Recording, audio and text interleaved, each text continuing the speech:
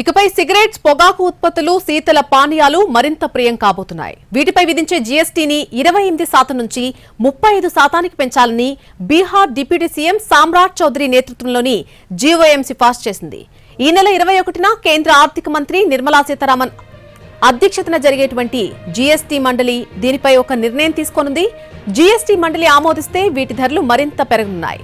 సిగరెట్లతో పాటు పొగాకు ఉత్పత్తులపైన 35% జీఎస్టీ విధించాలన్న ప్రతిపాదనతో గుట్కా ధరలు కూడా పెరగనున్నాయి. ప్రస్తుతం జీఎస్టీలో 5, 12, 18, 28% పేర్లతో 4 స్లాబ్లున్నాయి.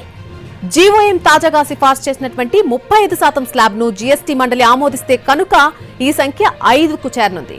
ప్రస్తుతం కార్లతో పాటు కొన్ని విలాస వస్తువులు, ఆరోగ్యాన్ని దెబ్బతీసే కొన్ని హానికర వస్తువులపై 28% జీఎస్టీతో పాటు ప్రత్యేక సెస్ కూడా విధిస్తున్నారు.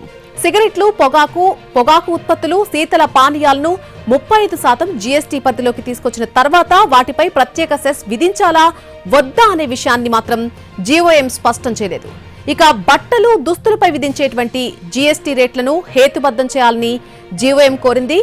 1500 వరకు ఉండేటువంటి రెడీమేడ్ దుస్తులపై 5%, 1500 నుంచి 10,000 వరకు మధ్య ఉండేటువంటి వస్తువులపై దుస్తులకు సంబంధించి 18% జీఎస్టీ విధించాలని సిఫార్సు చేసింది. 10,000కు మించి ధర ఉండే వస్త్రాలను 28% జీఎస్టీ పరిధిలోకి తేవాలని సూచించింది.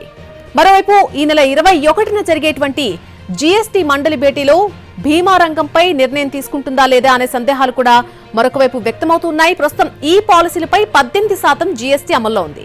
ఈ భారం తగ్గించకపోతే 2047 నాటికి అందరికీ బీమా కలగానే మిగిలిపోతుందని బీమా పరిశ్రమ వర్గాలు ఆందోళన వ్యక్తం చేస్తున్నాయి.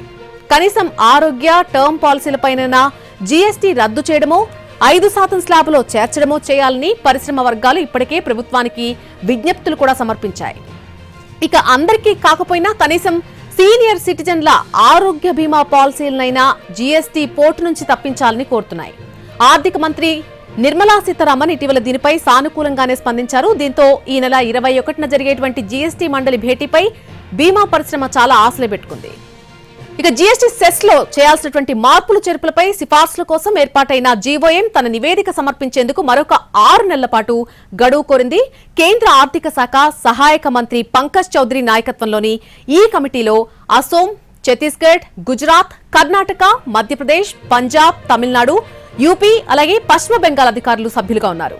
సెస్ కు సంబంధించి అనేక అంశాలను కూలంకషంగా చర్చించాల్సి ఉన్నందున తమ నివేదిక సమర్పించేందుకు మరింత సమయం కావాలని కమిటీ కోరింది. ఇక జీఎస్టీ రేట్ల హేతుబద్ధీకరణ కోసం ఏర్పాటు చేసినటువంటి జీఓఎం ఇంకా తన నివేదిక సమర్పించలేదని తెలుస్తోంది. కేంద్ర పరోక్ష పన్నులు అలాగే కస్టమ్స్ బోర్డు కూడా ఇదే విషయం స్పష్టం చేసింది. ఈ నివేదిక అందితే గాని జీఎస్టీ మండలి ఈ నెల 21న జరిగేటువంటి సమావేశంలో పన్ను రేట్ల సవరణ, హేతుబద్ధీకరణపై ఏ నిర్ణయం తీసుకుంటుంది అనేది తెలిపింది.